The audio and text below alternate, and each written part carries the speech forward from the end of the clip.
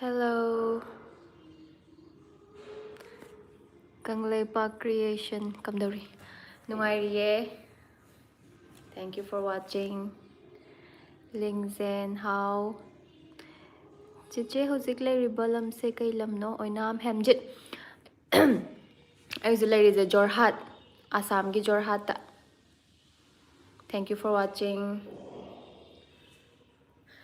Wari watai sum khra saje na thajarak pani live se. Mayam chak sanarabo. Pak pa thok chom chabat ok tangari. Mayam kay kenjang sanarage.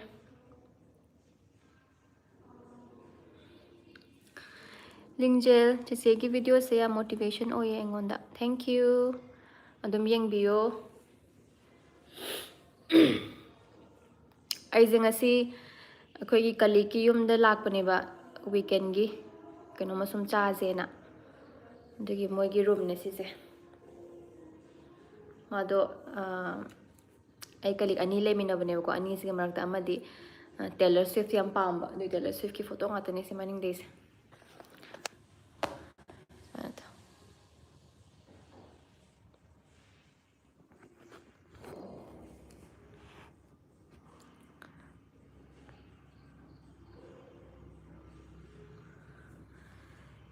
चेचे तो सही क्या सुरगे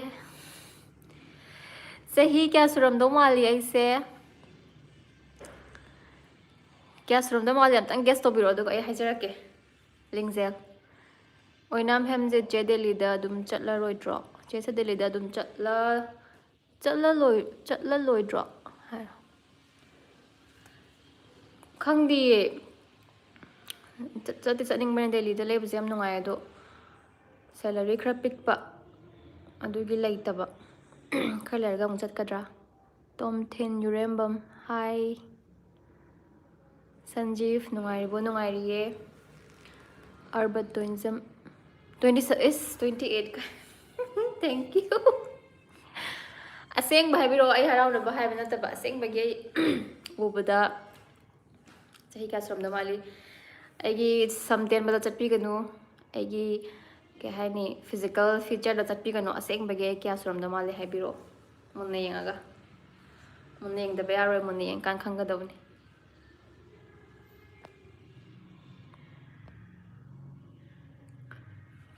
thank you do 27 ga 28 ka mali hai biro pagi khara guess to biro ko 29 lo yamara pak pathok zom 32 is 45 highest Sanjeev na oh my god adudi mo kitang hemandra okay pak pa na hai je chumme 32 sure 33 changai ne sa Jadu Sharma Guru Mayum KMC che KMC che haise ke hano. Hi che. Hi. Sagol Sem Valentina. Kay kinjang sana ragi amta comment to biramo. Kay kinjang sana birage comment to biramo. Puma pantara banina chak sa biramo ni hain dikhali.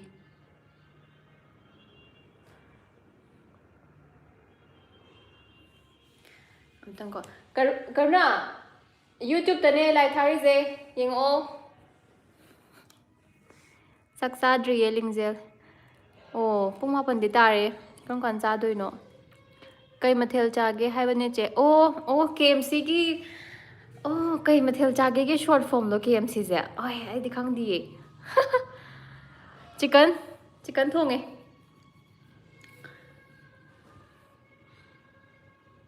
Nga, wow, haram ni ne. Chicken thong eh. Ay ki kalik amna chicken thong eh. Sisna hodong ne tu. Hodong su yam pambo ziki kalik ama Taylor Swift pambo do ma hodong su yam pambo. Hodong am lay re. Sama zu lay re. To, hodong macha.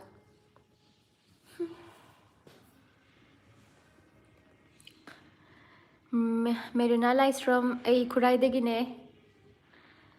Ay nakhanbada hozik comment pibir ay bising ze ay anoba viewer obiram gado male ayambana ko. Ay kurai degine hozik Jorhat Assam da leizabane.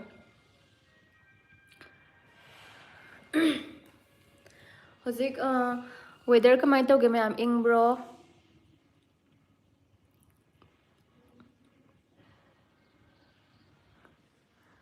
Lingsel ay di kuire.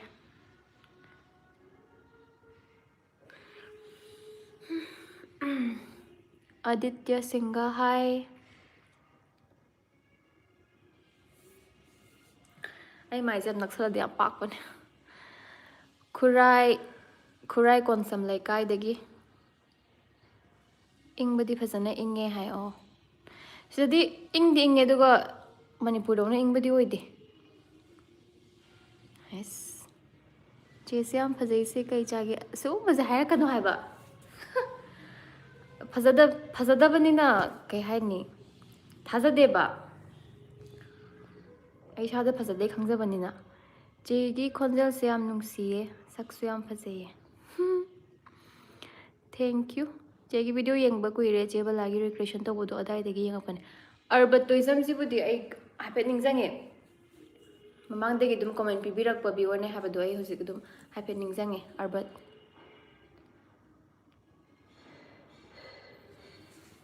Nungshi aigi ariba subscriber ariba viewer gaisu yam nungshi anoba gaisu yamna thagachei. Saibo manakta giro saibo haise khangde haigru makhong degi ne jingjor bi lai leibado adu manakta gi khonjel su masak su makhon su loina nungshi. Thank you. I mean a compliment birak paje khumam khangde. Mayam de ke lam dei no haipetang ibiramo ai pathok jara ke mingalam galoina na. Ay khonjel jamna tapra hozik kitang kana ngangaura. Live yengbadi ahanbane yengbadi kuire haurakpadagi ne pakpa o. Okay, comment khra toina pibidaba oibra aduna mamingse ay kya gano tawdre.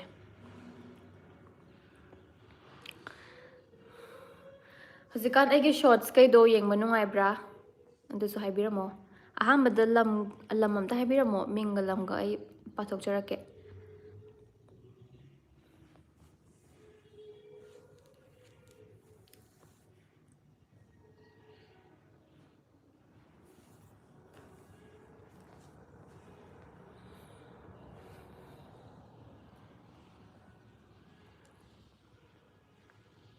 Nungai ay ming baby kowe Lingzel. Ay zu yumda baby kowe ay yumgi ming.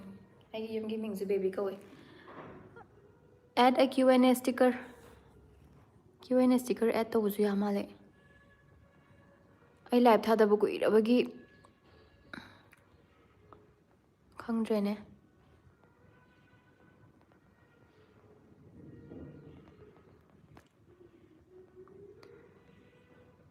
Oh, comment pidabagin. Hairok-tagi. Jadu Sharma. Jadu haidora, Jadu haidora. Jadu Sharma. Hairok-tagi. Pakpa comment pidabagin oh. Comment khara pibiro adudi. MK Shadow. Kaino? YouTube. Yengo comment khara pisalo. MK Shadow Evolution. Jorhat talay Jorhat Assam. Jayananda both lepagi manaktagine Sanjeev RK. Dudi Laidonjam manaktagiro. Tomthin Miss Life se marak tause. Tause. Aido kay haini short sembada voice over do budi khara haiba wane swaina live ta face to face wari shana base kya haita bai je kai haido no khangdaba dugi pakna live thadaba lambudi sagol ban tera sapam leirak lengzelgi lamyan ba khaidem chak chare MK Shadow kai profession da leirino aize huzik assistant professor oibane university amada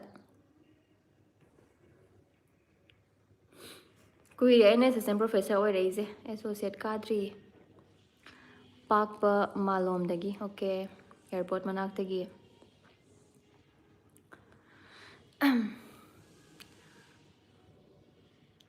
kay matang da wari sanajige mayam khata suggestion pibiramo aisi wa ngang bagya haitabani aigi hanagi viewer ge ndi khangbiranguni aido wa ngang bagya haitabani khar su tapna ngangbane aibu nungsibiba mina budi nungsiba ko nuga aibu asana masak khangdaba minadi sakakpa wa kya ngangdaba man mane dum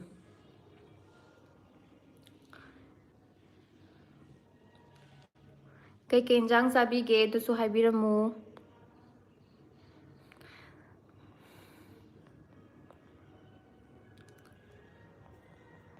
kay topic ki matang da wari sa sige kay hangbining balay bage hangbirao aigi voice se am tapra kitang kana ngangaura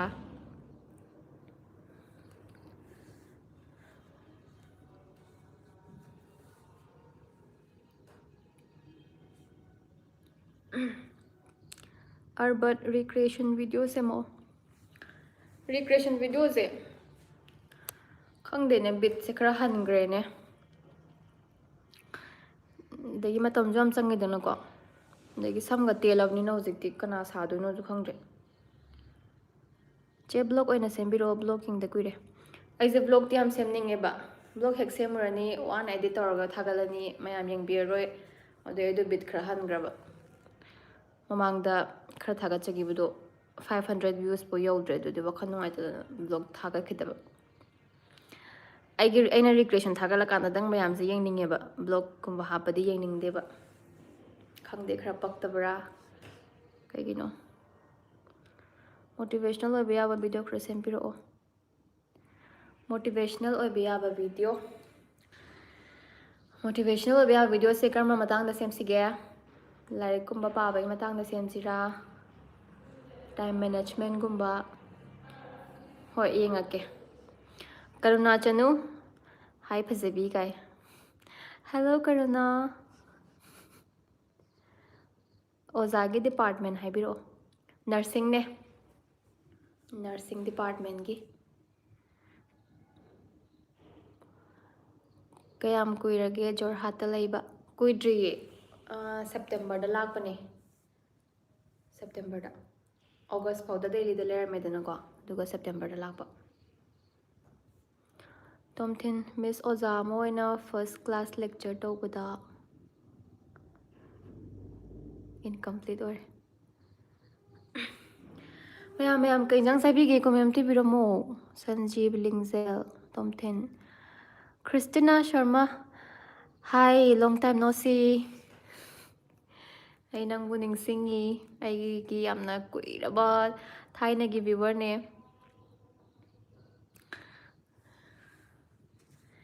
aina subscriber singi recreation tawbudasu yawki bane Christina se ꯑꯩꯅ ꯀꯥꯎꯗꯕ ꯑꯩꯒꯤ subscriber ꯈꯔ ꯂꯩ ꯃꯃꯤꯡ ꯑꯩꯅ ꯁꯨꯡꯀꯥꯎ ꯀꯥꯎꯗꯕ ꯍꯥꯏꯕꯗꯤ ꯃꯇꯝꯗꯨꯗ ꯑꯩꯅ ꯑꯍꯥꯟꯕ ꯌꯨꯇ꯭ꯌꯨꯕ ꯇꯧꯕ ꯍꯧꯔꯛꯄꯗꯒꯤ ꯏꯍꯩꯒ ꯍꯩꯖꯗ꯭ꯔꯒ ꯏꯄꯛꯀ ꯄꯛꯆꯗ꯭ꯔꯒ ꯁ꯭ꯇꯤꯜ ꯁꯞꯄꯣꯔꯠ ꯇꯧꯕꯤꯈꯤꯕ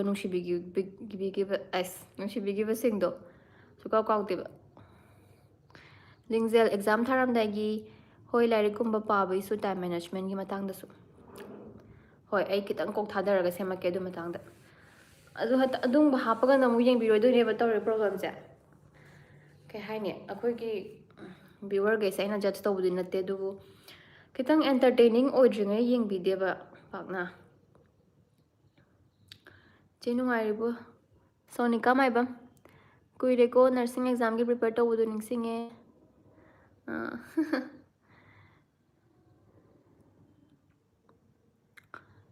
ꯑꯩ ꯅꯪꯒꯤ ꯁꯣꯔꯠꯁ ꯚꯤꯗꯤꯑꯣꯗꯣ ꯑꯗꯨꯝ ꯌꯦꯡꯉꯦꯕ ꯑꯗꯣ ꯑꯩ ꯁꯣꯔꯠ ꯑꯝꯇ ꯀꯃꯦꯟ ꯄꯤꯕ ꯌꯥꯗꯕꯩ ꯄꯤꯔꯛꯇꯕꯅꯤꯀꯣ ꯅꯤꯡꯁꯤꯡꯕꯤꯔꯝꯕꯩ ꯊꯦꯡꯛ ꯌꯨ ꯀꯩꯒꯤ ꯀꯃꯦꯟ ꯄꯤꯕ ꯌꯥꯗ꯭ꯔꯤꯅꯣ ꯀꯩ ꯁꯦꯠꯇꯤꯡꯒꯨꯝꯕ ꯁꯣꯏꯈꯤꯕ ꯂꯩꯕ꯭ꯔꯥ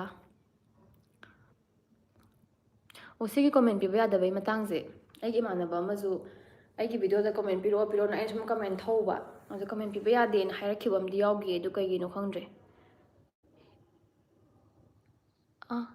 ꯍꯤꯔꯥꯛ ꯖꯣꯇꯤ ꯕꯣꯔꯣ ꯍꯥꯏ ꯍꯜꯂꯣ ꯔꯤꯀ꯭ꯔꯦꯁꯟꯅ ꯍꯦꯟꯅ ꯅꯨꯡꯉꯥꯏꯈꯤꯕꯅꯤꯀꯣ ꯆꯦ ꯁꯣꯅꯤꯀꯥ ꯑꯗꯨꯅꯦ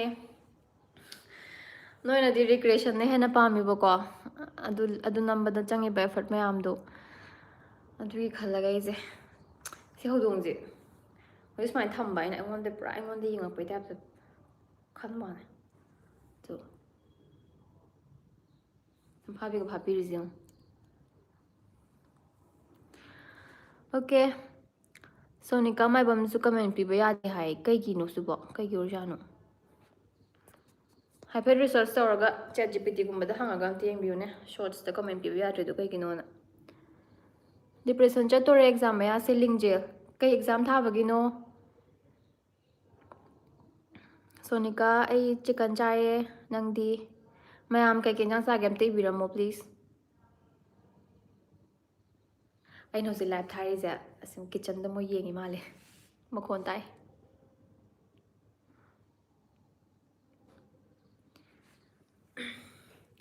ꯀꯩꯀꯩ ꯏꯟꯖꯥꯡ ꯆꯥꯕꯤꯔꯒꯦ ꯑꯇꯣꯞꯄ ꯀꯩ ꯇꯣꯄꯤꯛꯀꯤ ꯃꯇꯥꯡꯗ ꯋꯥꯔꯤ ꯁꯥꯁꯤꯒꯦ ꯀꯩ ꯀꯣꯏꯁꯟ ꯍꯪꯕꯤꯅꯤꯡꯒꯦ ꯈ꯭ꯔꯤꯁꯇꯤꯅꯥ ꯃꯔꯛ ꯃꯔꯛꯇ ꯃꯤꯒꯤ ꯁꯣꯔꯠꯁ ꯀꯃꯦꯟ ꯄꯤꯕ ꯌꯥꯕꯕꯨꯗꯤ ꯌꯥꯎꯔꯛꯏ ꯀꯃꯦꯟ ꯄꯤꯗ꯭ꯔꯦ ꯀꯥꯏꯅꯒ ꯅꯪ ꯃꯤꯔꯥꯏꯈꯤꯕꯗꯤ ꯂꯩꯇꯦꯀꯣ ꯍꯣꯏ ꯍꯣꯏ ꯃꯤꯔꯥꯏꯔꯣꯏ ꯍꯥꯏꯕ ꯈꯪꯖꯩ ꯑꯗꯣ ꯀꯃꯦꯟ ꯃꯤ ꯈꯨꯗꯤꯡꯃꯛꯀꯤ ꯁꯣꯔꯠꯁꯇ ꯀꯃꯦꯟ ꯄꯤꯕ ꯌꯥꯗꯕꯒꯤꯗꯣ ꯍꯥꯏꯐꯦꯠ ꯔꯤꯁꯔꯁ ꯇꯧꯔꯒ ꯌꯦꯡꯉꯣꯅꯦ ꯀꯩꯒꯤꯅꯣꯗꯣ ꯁꯣꯅꯤꯀꯥ ꯏꯔꯣꯟꯕ ꯑꯣꯏꯅ ꯇꯧꯔꯦ ꯆꯦꯡ ꯊꯝꯊꯥꯒꯤ ꯑꯣꯀꯦ ꯈ꯭ꯔꯤꯁꯇꯤꯅꯥꯅ ꯌꯦꯔꯨꯝ ꯊꯣꯡꯕꯒ ꯌꯣꯡꯆꯥꯛ ꯁꯤꯡꯖꯨꯒ ꯑꯁ ꯍꯥꯎꯅꯤꯌꯦ ꯑꯩꯈꯣꯏꯁꯨ ꯉꯁꯤ ꯆꯤꯛꯀꯟ ꯊꯣꯡꯉꯦ ꯆꯦꯅꯒ ꯅꯔꯁꯤꯡꯒꯤ ꯑꯣꯖꯥ ꯑꯣꯏꯕꯁꯦ ꯌꯥꯝ ꯅꯨꯡꯁꯤ ꯌꯦꯡꯕꯗ ꯀꯩꯒꯤꯅꯣ ꯇꯣꯝꯊꯤꯟ ꯑꯣꯖꯥ ꯑꯃ ꯑꯣꯏꯅ ꯐꯥꯔꯁ ꯀ꯭ꯂꯥꯁ ꯂꯦꯛꯆꯔ ꯂꯧꯕꯗ what do you feel any difficulty same to me ꯑꯩꯁꯨ ꯇꯤꯆꯤꯡ ꯂꯥꯏꯟꯗ ꯑꯣꯏꯅ ꯇꯤꯆꯤꯡꯁꯤꯗꯤ ꯑꯦꯕ꯭ꯔꯤꯗꯦ ꯄ꯭ꯔꯤꯄꯦꯔꯦꯁꯟ ꯑꯦꯟ ꯔꯤꯗꯤꯡ ꯇꯧꯕ ꯃꯊꯧ ꯇꯥꯏ ꯐꯥꯔꯁ ꯀ꯭ꯂꯥꯁ ꯂꯦꯛꯆꯔ ꯂꯧꯕꯗ what do you feel any difficulty first lecture in the sense first time ever or ꯀꯩ ꯑꯣꯏꯗꯣꯏꯅꯣ ꯐꯥꯔꯁ ꯇꯥꯏꯝ ꯑꯦꯚꯔ ꯑꯣꯏꯇꯥꯔꯒꯗꯤ ꯈꯤꯇꯪꯕꯨꯗꯤ ꯅꯔꯚꯁ ꯆꯠꯀꯅꯤ ꯑꯍꯥꯟꯕꯒꯤ ꯊꯥ ꯈꯔ ꯑꯗꯨꯝ ꯈꯔ ꯅꯔꯚꯁ ꯆꯠꯄꯅꯦ ꯑꯗꯨꯒ ꯍꯌꯦꯡ ꯇꯥꯛꯀꯗꯧꯕꯗꯣ ꯉꯁꯤ ꯅꯨꯡꯗꯥꯡ ꯄꯥꯕꯒꯨꯝꯕ ꯈꯔ ꯇꯣꯏꯅ ꯇꯧꯗꯕ ꯌꯥꯗꯦ ꯍꯧꯔꯛꯄꯒꯤ ꯃꯇꯝ ꯈꯔꯗꯤ ꯑꯗꯨꯕꯨ ꯍꯧꯖꯤꯛꯇꯤ ꯑꯩꯅ ꯇꯤꯆꯤꯡ ꯂꯥꯏꯟꯗ ꯂꯩꯖꯔꯛꯏꯁꯦ 6 years ꯍꯦꯜꯂꯛꯑꯦ ꯑꯗꯨꯅ ꯍꯧꯖꯤꯛꯇꯤ ꯍꯌꯦꯡ ꯇꯥꯛꯀꯗꯧꯕꯗꯣ ꯉꯁꯤ ꯅꯨꯡꯗꯥꯡ ꯄꯥꯕꯒꯤ ꯃꯊꯧ ꯀꯌꯥ ꯂꯩꯇ꯭ꯔꯦ ꯑꯗꯨꯝ ꯍꯥꯏꯕꯗꯤ 6 yearsꯁꯦ ꯑꯗꯨꯝ ꯍꯟꯖꯟ ꯍꯟꯖꯟꯅ ꯇꯥꯛꯄ ꯇꯣꯄꯤꯛ ꯃꯌꯥꯝ ꯌꯥꯎꯔꯦ ꯑꯗꯨꯅ ꯑꯗꯨꯝ ꯍꯣꯔꯦꯟ ꯆꯪꯗꯣꯔꯦ ꯍꯥꯏꯕꯗ ꯍꯧꯖꯤꯛ ꯉꯥꯏꯍꯥꯛ ꯄꯥꯔꯒ ꯑꯗꯨꯝ ꯌꯥꯕꯒꯤ ꯁ꯭ꯇꯦꯖꯇ ꯍꯥꯏꯐꯦꯠꯇꯤ ꯌꯧꯖꯔꯦ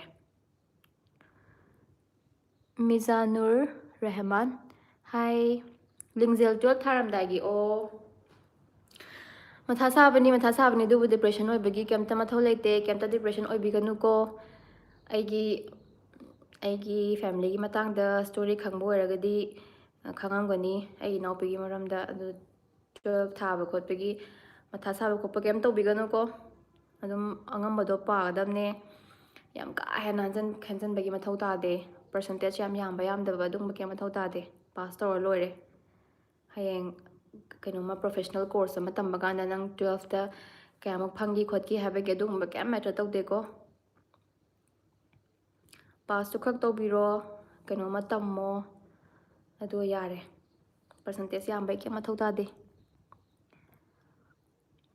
ꯁꯣꯅꯤꯀꯥ ꯃꯥꯏꯕꯝ ꯆꯦ ꯅꯔꯁꯤꯡꯒꯤ ꯃꯇꯥꯡꯗ ꯑꯝꯇ ꯍꯥꯏꯕꯤꯌꯣ ꯀꯔꯝꯕ ꯃꯇꯥꯡꯗ ꯍꯥꯏꯕꯤꯔꯛꯎꯒꯦ ꯁ꯭ꯄꯦꯁꯤꯐꯤꯀꯦꯜꯂꯤ ꯍꯪꯕꯤꯔꯛꯑꯣ ꯀरुණꯥ ꯊꯪꯅꯕ ꯀꯥꯗꯩ ꯗꯤꯁꯇꯔꯕ ꯇꯧꯔꯛꯑꯦꯕ꯭ꯔꯥ ꯇꯧꯗꯦ ꯌꯦꯡꯕꯤꯌꯨ ꯀरुणꯥ ꯍꯥꯏꯁꯤꯅ ꯍꯧꯖꯤꯛꯀꯤ ꯑꯩꯒꯤ ꯀꯂꯤꯛꯇꯨꯅꯦ ꯃꯣꯏ ꯀꯤꯆꯟꯗꯒꯤ ꯌꯦꯡꯕꯒꯤꯅꯦ Mizanur how are you am good how are you Christina ꯅꯪ ꯅꯍꯥꯟꯋꯥꯏꯗꯤ ꯁꯣꯃꯥ ꯃꯥꯜꯂꯝꯕꯅꯦ ꯍꯧꯖꯤꯛꯇꯤ ꯁꯣꯃꯥꯒ ꯂꯣꯏ ꯂꯩꯍꯧꯔꯦ ꯅꯪꯅ ꯌꯥꯝ ꯊꯤꯅ ꯍꯦꯜꯂꯦ ꯑꯁ ꯑꯗꯨꯃꯗꯤ ꯏꯀꯥꯏꯖꯩꯌꯦ ꯑꯩ ꯀꯥꯏꯗꯅꯣ ꯍꯦ ꯁꯣꯃꯥꯗꯤ ꯌꯥꯝ ꯄꯣꯁ ꯇꯥꯏꯗ ꯑꯩꯗꯤ ꯄꯨꯔꯥ ꯂꯣ ꯕꯖꯦꯠꯅꯤꯗ ꯍꯥꯏꯕꯗꯤ ꯑꯩꯗꯤ ꯀꯩ ꯍꯥꯏꯗꯣꯏꯅꯣ ꯌꯥꯝ ꯃꯦꯟꯇꯦꯟꯁꯨ ꯇꯧꯕ ꯉꯝꯗꯦꯗꯅꯀꯣ ꯃꯣꯏꯗꯤ ꯁꯦꯂꯦꯕ꯭ꯔꯤꯇꯤ ꯑꯣꯏꯕꯅꯤꯅ ꯄꯩꯁꯥꯁꯨ ꯌꯥꯝ ꯄꯥꯏ ꯑꯩꯈꯣꯏꯗꯤ ꯅꯣꯡ ꯐꯥꯗꯣꯛ ꯈꯛꯇꯅꯦ ꯄꯥꯔꯂꯔꯗꯒ ꯆꯠꯇꯅ ꯈꯣꯠꯇꯅ ꯈꯤꯇꯪ ꯁꯦꯜꯐ ꯀꯦꯌꯔ ꯇꯧꯔꯤꯁꯦ ꯃꯦꯔꯤꯟꯗꯥ ꯂꯥꯏꯁ꯭ꯔꯝ ꯒꯦꯔꯤꯟꯗꯥ ꯂꯣꯏꯇꯣꯡꯕꯝꯕꯨ ꯍꯥꯏꯐꯦꯠ ꯃꯥꯜꯂꯦ ꯆꯦꯗꯤ ꯑꯣ ꯃꯃꯥꯡꯗꯁꯨ ꯁꯤꯁꯦ ꯍꯥꯏꯕꯤꯔꯛꯄ ꯌꯥꯎꯈꯤꯕꯅꯦ ꯍꯥꯏꯐꯦꯠ ꯃꯥꯜꯂꯦꯅ ꯕꯥꯏꯛ ꯊꯧꯕꯗꯨ ꯅꯠꯇ꯭ꯔꯣ ꯃꯤꯖꯥꯅꯨꯔ ꯍꯜꯂꯣ ꯁꯣꯅꯤꯀꯥ ꯅꯔꯁꯤꯡ ꯑꯣꯐꯤꯁꯔ ꯑꯣꯏꯕꯒꯤ ꯑꯣ ꯅꯔꯁꯤꯡ ꯑꯣꯐꯤꯁꯔ ꯍꯥꯏꯗꯤ ꯕꯤ ꯑꯦꯁ ꯁꯤ ꯅꯔꯁꯤꯡ ꯂꯣꯏꯔꯒ ꯑꯗꯨꯝ ꯁ꯭ꯇꯥꯐ ꯅꯔꯁ ꯇꯣ ꯅꯠꯇ꯭ꯔꯣ ꯅꯔꯁꯤꯡ ꯑꯣꯐꯤꯁꯔ ꯍꯥꯏꯁꯦ ꯍꯧꯖꯤꯛꯀꯥꯟ ꯁ꯭ꯇꯥꯐ ꯅꯔꯁꯁꯨ ꯅꯔꯁꯤꯡ ꯑꯣꯐꯤꯁꯔ ꯀꯧꯔꯒꯨꯝ ꯇꯧꯗꯥꯏ ꯑꯗꯨꯝ ꯕꯤ ꯑꯦꯁ ꯁꯤ ꯅꯔꯁꯤꯡ ꯂꯣꯏꯔꯒ ꯑꯗꯨꯝ ꯍꯣꯁꯄꯤꯇꯥꯜ ꯑꯃꯗ ꯏꯟꯇꯔꯚ꯭ꯌꯨ ꯄꯤꯔꯒ ꯑꯗꯨꯝ ꯌꯥꯔꯝꯅꯤꯌꯦ ꯃꯦꯔꯤꯅꯥ ꯕꯥꯏꯛ ꯊꯧꯕꯤꯗꯣ ꯑꯗꯨ ꯃꯥꯜꯂꯤꯁꯦ ꯑꯩꯅ ꯈꯟꯕꯗ ꯐꯦꯁꯤꯌꯦꯜ ꯁ꯭ꯇ꯭ꯔꯛꯆꯔꯁꯦ ꯍꯥꯏꯐꯦꯠ ꯑꯗꯨꯒꯤ ꯑꯣꯏꯗꯧ ꯃꯥꯜꯂꯦ ꯈ꯭ꯔꯤꯁꯇꯤꯅꯥ ꯅꯪꯅ ꯅꯍꯥꯟꯋꯥꯏ ꯔꯤꯀ꯭ꯔꯤꯌꯦꯁꯟ ꯇꯧꯕꯩ ꯁꯛꯇꯣ ꯑꯩꯒꯤ ꯅꯤꯡꯁꯤꯡ ꯌꯥꯝꯁꯨ ꯅꯣꯛꯅꯤꯡꯉꯦ ꯅꯨꯡꯁꯤꯌꯦ ꯍꯧꯖꯤꯛꯇꯗ ꯑꯗꯨꯅꯦ ꯅꯨꯡꯁꯤꯌꯦ ꯃꯇꯝꯗꯣ ꯌꯥꯝ ꯀꯨꯏꯔꯦ ꯂꯤꯡꯖꯦꯜ ꯕꯤ ꯑꯦꯁ ꯁꯤ ꯅꯔꯁꯤꯡ ꯇꯝꯕꯁꯦ ꯄꯤ ꯁꯤ ꯀꯌꯥꯗꯩ ꯌꯥꯒꯦ ꯆꯦ ꯑꯗꯨꯒ ꯀꯩꯀꯩ ꯁꯕꯖꯦꯛꯇ ꯍꯦꯟꯅ ꯃꯔꯨ ꯑꯣꯏꯅ ꯃꯊꯧ ꯇꯥꯒꯦ ꯁꯕꯖꯦꯛꯄꯨꯗꯤ ꯁꯥꯏꯟꯁ ꯑꯣꯏꯒꯗꯕꯅꯤꯀꯣ ꯐꯤꯖꯤꯛꯁ ꯀꯦꯃꯤꯁꯇ꯭ꯔꯤ ꯕꯥꯏꯑꯣ ꯑꯗꯨꯒ ꯄꯔꯁꯦꯟꯇꯦꯖꯇꯤ ꯑꯩꯅ ꯈꯟꯕꯗ 50% ꯌꯧꯔꯗꯤ ꯌꯥꯔꯝꯒꯅꯤꯌꯦ ꯑꯦꯛꯖꯦꯛꯠꯂꯤ ꯄꯔꯁꯦꯟꯇꯦꯖꯇꯨꯗꯤ ꯑꯩ ꯅꯤꯡꯁꯤꯡꯗ꯭ꯔꯦ 50% ꯌꯧꯔꯗꯤ ꯌꯥꯔꯝꯒꯗꯧ ꯃꯥꯜꯂꯦ ꯀꯩꯁꯨ ꯌꯥꯝ ꯆꯪꯗꯕꯅꯦ ꯄꯔꯁꯦꯟꯇꯦꯖ ꯁꯣꯅꯤꯀꯥ ꯆꯦ ꯅꯣꯔꯁꯠ ꯑꯦꯛꯖꯥꯝ ꯍꯥꯏꯁꯤꯅ ꯀꯩ ꯑꯣꯏꯗꯣꯏꯅꯣ ꯅꯣꯔꯁꯠ ꯑꯦꯛꯖꯥꯝ ꯍꯥꯏꯁꯦ ꯅꯍꯥꯟ ꯃꯣꯏ ꯊꯥꯕ ꯆꯠꯂꯨꯕꯅꯦ ꯀरुণꯥꯁꯦ ꯀरुणꯥ ꯅꯍꯥꯟ ꯅꯣꯏꯅ ꯅꯣꯔꯁꯠ ꯑꯦꯛꯖꯥꯝ ꯊꯥꯔꯨꯕꯗꯣ ꯀꯩꯒꯤꯅꯣ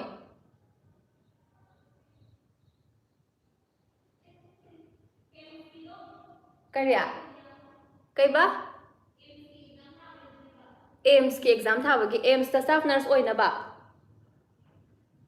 ꯍꯥꯏꯔꯣ ꯍꯥ ꯑꯦꯅꯤ ꯑꯦꯝꯁꯇ ꯏꯟꯗꯤꯌꯥꯒꯤ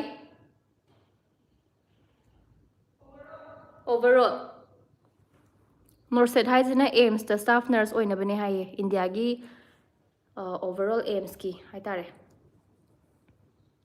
ꯈ꯭ꯔꯤꯁꯇꯤꯅꯥ ꯒꯨꯗ ꯅꯥꯏꯠ ꯁ꯭ꯋꯤꯠ ꯗ꯭ꯔꯤꯝꯁ ꯇꯨꯝꯊꯣꯛꯑꯣ ꯐꯖꯅ ꯅꯦꯕꯤꯇꯥ ꯆꯦꯅ ꯉꯥꯡꯕꯁꯦ ꯇꯥꯕ ꯈꯨꯅꯨꯡꯉꯥꯏ ꯑꯃ ꯑꯣꯜ ꯏꯟꯗꯤꯌꯥ ꯑꯦꯝꯁꯀꯤ ꯏꯟꯗꯤꯌꯥꯗ ꯂꯩꯔꯤꯕ ꯑꯦꯝꯁ ꯈꯨꯗꯤꯡꯃꯛꯀꯤ ꯑꯦꯛꯖꯥꯝ ꯅꯣꯔꯁꯦꯠ ꯍꯥꯏꯁꯦ ꯒ꯭ꯌꯥꯟ ꯇꯥꯔꯦ ꯆꯦꯅ ꯉꯥꯡꯕꯁꯦ ꯇꯥꯕ ꯈꯨꯅꯨꯡꯉꯥꯏ ꯑꯃ ꯅꯦꯕꯤꯇꯥ ꯊꯦꯡꯛ ꯌꯨ ꯄꯦꯄꯦ ꯍꯜꯂꯣ ꯖꯣꯏꯁꯤꯅꯤ ꯐꯩꯔꯣꯏꯖꯝ ꯆꯦ ꯌꯥꯝ ꯅꯨꯡꯁꯤꯌꯦ ꯅꯪꯁꯦ ꯑꯩꯗꯤ ꯑꯗꯨꯝ ꯌꯦꯡꯉꯦ ꯆꯦꯒꯤ ꯚꯤꯗꯤꯑꯣ ꯈꯨꯗꯤꯡ ꯊꯦꯡꯛ ꯌꯨ ꯌꯦꯡꯕꯤꯌꯣ ꯑꯗꯨꯝ ꯍꯧꯖꯤꯛꯇꯤ CRE ꯍꯥꯏꯅ ꯑꯣꯏꯔꯕꯅꯦ ꯑꯦꯝꯁꯀꯤꯗꯣ ꯑꯣ ꯔꯕꯤꯅꯥ ꯑꯩꯁꯦ ꯌꯥꯝ ꯀꯟꯅ ꯅꯔꯁꯤꯡꯒꯤ ꯍꯥꯏꯗꯤ ꯀ꯭ꯂꯤꯅꯤꯀꯦꯜ ꯂꯥꯏꯟꯒꯤꯁꯦ ꯌꯥꯝ ꯀꯟꯅ ꯈꯪꯗ꯭ꯔꯦꯅꯦ ꯑꯦꯀꯥꯗꯃꯤꯛꯀꯤ ꯑꯣꯏꯅ ꯂꯩꯔꯕꯒꯤ ꯁꯣꯅꯤꯀꯥ ꯆꯦꯒꯤ ꯂꯨꯍꯣꯡꯕ ꯂꯥꯛꯇꯣꯏꯅꯤꯀꯣ ꯍꯣꯡꯉꯒꯗꯤ ꯂꯥꯛꯑꯣ ꯍꯣꯡꯉꯒꯗꯤ ꯂꯥꯛꯑꯣ ꯑꯕꯦꯝ ꯆꯦꯁꯦ MSc ꯇꯧꯔꯛꯄ꯭ꯔꯣ ꯍꯣꯏ ꯇꯧꯔꯛꯑꯦ ꯄꯦꯄꯦ ꯀꯣꯛ ꯆꯥꯛꯑꯦꯅ ꯌꯨꯇ꯭ꯌꯨꯕ ꯆꯪꯉꯛꯄꯅꯦ ꯆꯦꯒꯤ ꯂꯥꯏꯚ ꯊꯦꯡꯅꯔꯦ ꯆꯥꯛꯀꯅꯨ ꯀꯣꯛ ꯆꯥꯛꯄ ꯀꯩꯝ ꯀꯥꯟꯅꯕ ꯂꯩꯇꯦ ꯅꯨꯡꯉꯥꯏꯊꯣꯛꯄꯅ ꯐꯩ ꯂꯤꯡꯖꯦꯜ ꯀꯦꯃꯤꯁꯇ꯭ꯔꯤ ꯐꯤꯖꯤꯛꯁꯁꯦ ꯌꯥꯝ ꯇꯜꯂꯤ ꯇꯟꯕꯅꯦ ꯀꯦꯃꯤꯁꯇ꯭ꯔꯤꯕꯨꯗꯤ ꯈꯤꯇꯪ ꯐꯩ ꯐꯤꯖꯤꯛꯁꯇꯤ ꯌꯥꯝ ꯇꯜꯂꯦ ꯑꯩꯁꯨ ꯑꯗꯨꯕꯨ ꯋꯥꯔꯁꯨ ꯋꯥꯅ 12ꯇꯨꯗꯤ ꯄꯥꯁꯇ ꯑꯣꯏꯔꯁꯨ ꯇꯧꯅꯕꯗꯤ ꯍꯣꯠꯅꯔꯣ ꯄꯥꯁ ꯇꯧꯗ꯭ꯔꯁꯨ ꯀꯩꯁꯨ ꯀꯥꯏꯗꯦꯀꯣ ꯂꯤꯡꯖꯦꯜ ꯄꯥꯁ ꯇꯧꯗ꯭ꯔꯁꯨ ꯀꯩꯝ ꯀꯥꯏꯕ ꯂꯩꯇꯦꯀꯣ ꯑꯃꯨꯛꯀ ꯊꯥꯔ ꯂꯣꯏꯔꯦ Pepe thainadai adum yenge che o. Thank you Marina. Che good night mang farase. Okay, good night Marina. Pakpa hongarodro haise. Khangdi. Hꯧzik hꯧzik oinadi hongningbai mutta leite. Hꯧzik houzik oinadi ai hongdrasu yare haina khalle. Rabina nahan wari creation do adum yengbane horakpadagi marak ama lepe khallaga khara leraga inaupigi wari amuk tai. Yam nungai khidabane matamdo. Hoi adune adudagi adum wakhanse khara nungai gidabudagi adum namgidre recreation do. Arbat BF reveal taurase. No. Pepe che nungai thokpa yadre kokse sum pakhatle khandradi na exam se. Khangde ai di personally thengnarabanina habdi inaupigi matangdo mayamsu khangbiramani ko. Ai di personally thengnarabanina percentage yamgera yamoira exam khangera khalloira. Hanjan thaba yai hanjan thaba yadre haragana atopa ma thaba yai atopa ma tharoi haragana kanoma tawba yai like tamba yadre haragana atopa thaba am taw loire business ama hodo loire achapo yola loire khangde kanoma taw loire yamna pakhatpa matha saba exam gi khallaga pakhatpa matha saba je khrat to khaninge aidi aduna ito overthink tawraga hekta yam hensan na khanjan galleba. Thoibi salam aise khuraidagine tonsana wahengbam KMC sister KMC se kaiba okay mathel jarage haba o masai ama harakyodoini jange chicken jare KMC je noi Gen Z gi short form oidoro aidi 90s ki angang budi oidre aidi 90s matam gi nina khangdre ne no short form gaise pakpa adu phatte he khangde phaba phattaba adu hojik oinadi mentally ready oide. Pavitra nice Lingjel aidi cheche yengaga motivation oijaine phaye aigi video na kitang dorsu motivate tawe haise tabada nuaise admaina motivation oraga dum layo wakhan nuai taba tawgano. Pepe che sam sisu sum ken le e amte hoslaktre aduni aisune sam fuken amne adugi handakti sounding dana katpa. Pavitra luang quiet kaino quiet haise tonsana kai mathel chage habanida o adudo tonsana KMC haise kai mathel chage habaneba. Pepe che Genji haigi Genji gi wahai ne aduni haise noi introduce torba wahai myam zamta khangdre ko khoi. Pavitra hi Assam Guwahati dagi ne okay Guwahati dagi giyu tumioka ai khurai dagi ne Lingjel che na sam sangbodo yininge ayan sam yam sangamane ai gi hanagi video gaida urangani.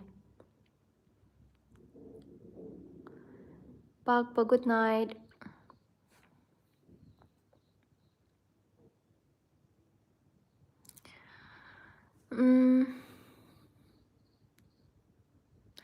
Atopadi keke hangbiningba leibage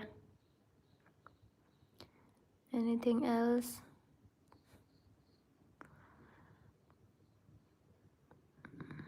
Lingjel uye ai che tainagi video dum yenge hoi giyu tomioka che hoji kai honarige ai hoji assistant professor oizariye university amada Lingjel nuai taba tawnuko hoi hojikpudi yam khanjandreda khanjalaga isa waiba. Pavitra aidi new subscriber haiba tare ko ngasidagi thank you subscribe tawibagi welcome to my channel. Hi the kuire welcome to my channel. PK samkenba kino samkenba haisa samkele hairo. Pepe need se hek pamudana otle mentally exhausted oire ngahak rest tawgena chegi lab yawrine. Mentally exhausted oigano aduna aina haise mentally exhausted oibase yamna wabaneba overthinking tꯧꯔꯅꯤ ꯑꯗꯒꯤ ꯄꯪꯈꯟꯗ ꯈꯟꯖꯜꯂꯅꯤ ꯑꯗꯒꯤ ꯐꯠꯇꯕ ꯊꯕꯛ ꯃꯌꯥꯝ ꯇꯧꯔꯅꯤ ꯑꯗꯨ ꯇꯧꯍꯟꯅꯤꯡꯗꯦꯕ race ꯇꯧꯊꯣꯛꯑꯣ ꯑꯗꯨꯝ race ꯇꯧꯊꯣꯛꯑꯣ grim ꯇꯦ ꯃꯔꯛ ꯍꯜꯂꯣ ꯄꯕꯤꯇ꯭ꯔ ꯃꯤꯡꯗꯤ ꯀꯩ ꯍꯥꯏꯅ ꯀꯧꯕ ꯌꯥꯒꯦ ꯑꯗꯣ ꯃꯤꯡꯗꯤ ꯀꯩ ꯍꯥꯏꯅ ꯀꯧꯕ ꯌꯥꯒꯦ ꯍꯥꯏꯁꯦ ꯑꯩꯒꯤ ꯃꯤꯡꯂꯣ ꯇꯣꯟꯁꯅꯥ ꯁꯤꯁꯇꯔꯗꯤ ꯑꯩꯈꯣꯏꯅ ꯊꯥꯕ ꯀꯃꯦꯟꯁꯦ ꯑꯗꯨꯝ ꯄꯥꯊꯣꯛꯄꯤꯔꯛꯑꯦ ꯄꯥꯕꯤꯔꯛꯇꯕꯁꯨ ꯑꯗꯨꯝ ꯌꯥꯎꯋꯦꯉꯣ ꯑꯗꯨꯝ ꯄꯥꯊꯣꯛꯄꯤꯔꯛꯑꯦ ꯄꯥꯕꯤꯔꯛꯇꯕꯁꯨ ꯑꯗꯨꯝ ꯌꯥꯎꯋꯦ ꯑꯩꯁꯦ ꯈꯤꯇꯪ ꯀꯣꯟꯁꯦꯟꯇ꯭ꯔꯦꯠ ꯇꯧꯕ ꯉꯝꯗ꯭ꯔꯦ ꯆꯥꯛ ꯃꯌꯥꯝ ꯆꯥꯁꯤꯜꯂꯨꯕꯩꯔꯥ ꯈꯪꯗꯦ ꯀꯣꯛꯁꯦ ꯑꯣꯛꯁꯤꯖꯦꯟ ꯋꯥꯠꯂꯕ꯭ꯔꯥ ꯈꯪꯗꯦ ꯑꯩꯅ ꯀꯃꯦꯟ ꯄꯥꯊꯣꯔꯛꯇꯕ ꯌꯥꯎꯋꯦ ꯍꯥꯏꯔꯣ ꯀꯩꯅꯣ ꯇꯣꯟꯁꯅꯥ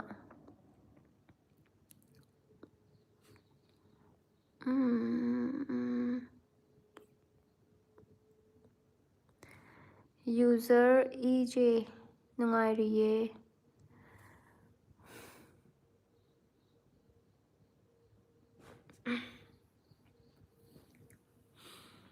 ꯃꯤꯅ ꯄꯥꯔꯛꯇꯕ ꯃꯤꯒꯤꯗ ꯊꯥꯕꯗ ꯑꯣ ꯑꯣꯀꯦ ꯑꯣꯀꯦ ꯑꯇꯣꯞꯄ ꯌꯨꯇ꯭ꯌꯨꯕꯔꯅ ꯄꯥꯔꯛꯇꯕ ꯄꯕꯤꯇ꯭ꯔ ꯃꯤꯡꯗꯤ ꯀꯩ ꯀꯧꯋꯦ ꯍꯥꯏꯕ ꯑꯣꯀꯦ ꯑꯩꯒꯤ ꯃꯤꯡꯁꯦ ꯅꯤꯔꯟꯗꯥ ꯀꯧꯋꯦ ꯅꯤꯔꯟꯗꯥ ꯃꯌꯥꯡꯂꯝꯕꯝ ꯒꯔꯜ 1 STJ ꯚꯤꯗꯤꯑꯣ ꯐꯨꯜ ꯊꯥꯒꯠꯄꯤꯔꯛꯑꯣ ꯂꯣꯡ ꯚꯤꯗꯤꯑꯣꯔꯥ ꯍꯥꯏꯁꯦ ꯂꯣꯡ ꯚꯤꯗꯤꯑꯣꯁꯦ ꯑꯩ ꯊꯥꯒꯠꯅꯤꯡꯉꯦ ꯑꯗꯣ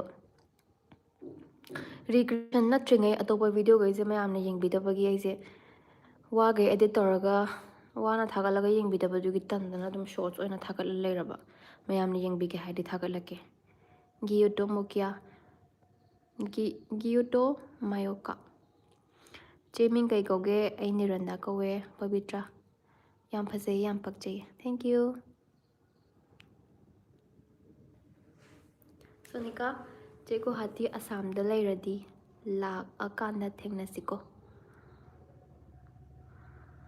ꯅꯪ ꯁꯣꯅꯤꯀꯥꯁꯦ ꯒꯨꯍꯥꯇꯤꯗ ꯂꯩꯕ꯭ꯔꯣ ꯂꯤꯡꯖꯦꯜ ꯌꯦꯡꯉꯦ ꯑꯣꯀꯦ ꯒꯔꯜ 1 ꯍꯣꯏ ꯊꯥꯒꯠꯄꯤꯔꯛꯑꯣ ꯍꯣꯏ ꯊꯥꯒꯠꯂꯛꯀꯦ ꯌꯦꯡꯒꯦ ꯍꯥꯏꯔꯗꯤ ꯄꯦꯄꯦ ꯆꯦꯅ ꯊꯥꯏꯅ Q&A ꯇꯧꯕꯒꯤ ꯚꯤꯗꯤꯑꯣ ꯀꯩꯀꯥ ꯁꯦꯝꯕꯗꯣ ꯅꯨꯡꯉꯥꯏꯕꯅꯦ ꯌꯥꯝꯅ ꯆꯦ ꯍꯣꯏ ꯊꯥꯏꯅꯒꯤꯗꯨꯅ ꯚꯥꯏꯞ ꯈꯤꯇꯪ ꯅꯨꯡꯉꯥꯏꯕ ꯍꯦꯜꯂꯦꯀꯣ ꯍꯧꯖꯤꯛꯇꯒꯤꯗꯤ ꯊꯥꯏꯅꯒꯤ ꯔꯤꯀ꯭ꯔꯦꯁꯟ ꯃꯇꯝꯒꯤ ꯑꯩꯅꯒ ꯁꯝꯒ ꯁꯥꯡꯉꯤꯉꯩꯒꯤ ꯋꯥꯒ ꯌꯥꯝ ꯉꯥꯡꯉꯤꯉꯩꯒꯤ ꯑꯗꯨꯅ ꯅꯨꯡꯉꯥꯏꯕꯗꯤ ꯈꯔ ꯍꯦꯜꯂꯦ ꯍꯧꯖꯤꯛꯁꯤꯅ ꯈꯤꯇꯪ ꯈꯪꯗꯦ ꯁ꯭ꯂꯣ ꯈꯔ ꯆꯠꯄꯩ ꯇꯥꯏꯞ ꯇꯧꯋꯤ ꯁꯣꯅꯤꯀꯥ ꯂꯩꯇꯤꯌꯦ ꯍꯧꯖꯤꯛꯄꯨꯗꯤ ꯆꯦ ꯂꯥꯛꯇꯧ ꯂꯩꯌꯦꯕ ꯑꯣ ꯂꯥꯛꯑꯣ ꯆꯥꯅꯕ ꯃꯇꯝ ꯆꯥꯅꯕ ꯑꯣꯏꯇꯥꯔꯒꯗꯤ ꯊꯦꯡꯅꯁꯦ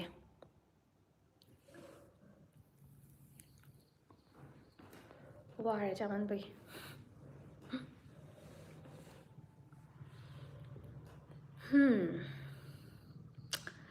ꯑꯗꯨ ꯑꯣꯏꯕ ꯇꯥꯔꯕꯗꯤ ꯒꯔꯜ 1 ꯆꯦꯅ ꯋꯥ ꯉꯥꯡꯕꯁꯦ ꯇꯥꯕ ꯌꯥꯝ ꯅꯨꯡꯉꯥꯏ ꯊꯦꯡꯛ ꯌꯨ ꯑꯔꯕꯠ ꯃꯐꯝ ꯑꯃꯗ ꯒꯨꯝꯕ ꯆꯠꯂꯒ ꯇ꯭ꯔꯦꯗꯤꯁꯅꯦꯜ ꯁꯦꯠꯂꯣ ꯆꯦ ꯑꯗꯨ ꯑꯗꯩ ꯊꯝꯅꯦꯜꯗ ꯈꯔ ꯃꯥꯏ ꯊꯛꯍꯜꯂꯣ ꯍꯥꯏꯗꯤ ꯃꯩꯇꯩ ꯒꯔꯜ ꯏꯟ ꯇ꯭ꯔꯦꯗꯤꯁꯅꯦꯜ ꯀꯥꯏꯅ ꯑꯗꯨꯃꯥꯏꯅ ꯇꯧꯕ ꯌꯥꯎꯈ꯭ꯔꯕꯅꯦ ꯑꯩꯅ ꯃꯃꯥꯡꯗ ꯒ꯭ꯔꯦꯇꯔ ꯅꯣꯏꯗꯥꯗ ꯂꯩꯔꯤꯉꯩꯗ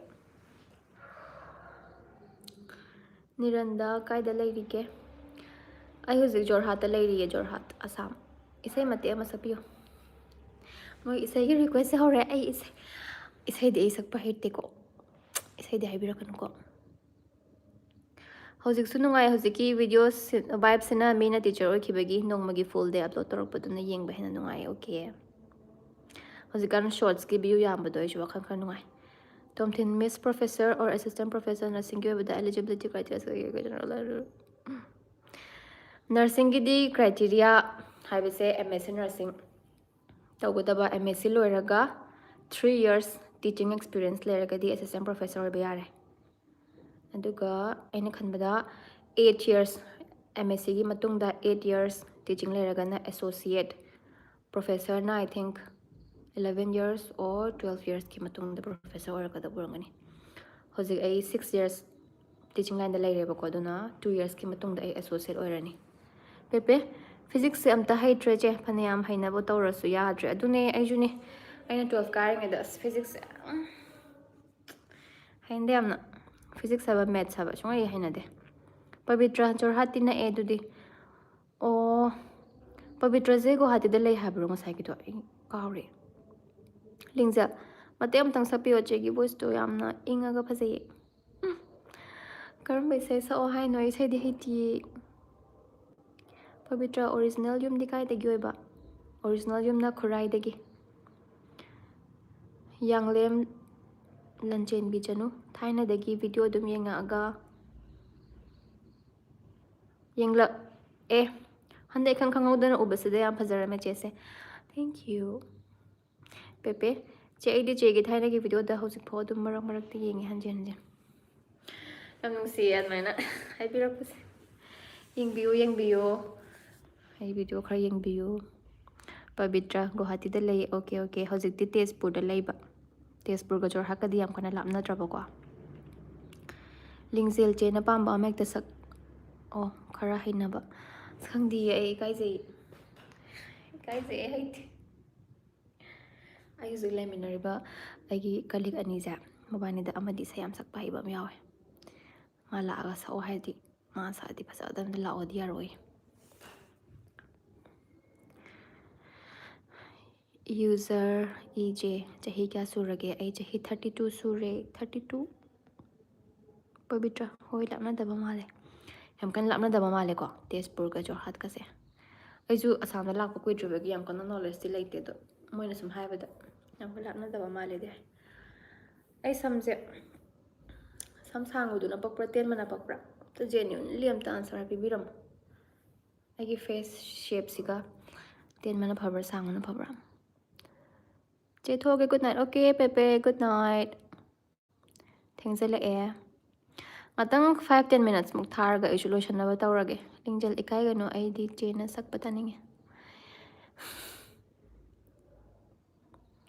ꯏꯀꯥꯏꯖꯩꯌꯦ ꯑꯁꯦꯡꯕꯒꯤꯅꯦ ꯀꯩ ꯏꯁꯩꯅꯣ ꯏꯁꯩ ꯃꯃꯤꯡꯗꯣ ꯑꯝꯇꯪ ꯍꯥꯏꯕꯤꯔꯝꯃꯣ ꯑꯗꯨꯗꯤ ꯑꯩ ꯁꯦꯀꯦꯟ ꯈꯔꯗꯪ ꯑꯣꯏꯁꯨ ꯁꯛꯂꯛꯀꯦ ꯄꯕꯤꯇ꯭ꯔ ꯍꯣꯏ ꯂꯥꯞꯅꯗꯤꯌꯦ ꯌꯥꯎꯁꯪꯗ ꯊꯣꯛꯂꯛꯑꯣ ꯑꯣꯀꯦ ꯁꯝꯗꯣ ꯇꯦꯜꯂꯁꯨ ꯐꯖꯩꯌꯦ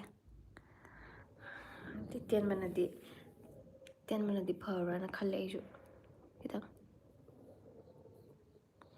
ꯑꯗꯨꯕꯨ ꯈꯤꯇꯪꯗꯤ ꯃꯦꯟꯇꯦꯟ ꯇꯧꯗꯕ ꯌꯥꯗꯦ ꯍꯥꯏꯕꯗꯤ ꯀꯣꯛ ꯇꯨꯝꯕ ꯍꯦꯛ ꯂꯣꯏꯕꯒꯀꯣ ꯈꯤꯇꯪ ꯍꯦꯌꯔ ꯁ꯭ꯇꯥꯏꯜ ꯇꯧꯍꯧꯗꯕ ꯌꯥꯗꯦ ꯅꯠꯇ꯭ꯔꯗꯤ ꯁꯨꯃꯥꯏꯅ ꯇꯧꯖꯕ ꯑꯗꯨꯅ ꯁꯨꯃꯥꯏꯅ ꯈꯤꯇꯪ ꯀꯣꯟꯁꯤꯟꯅꯕ ꯍꯣꯠꯅꯗꯗꯤ ꯌꯥꯗꯦꯕ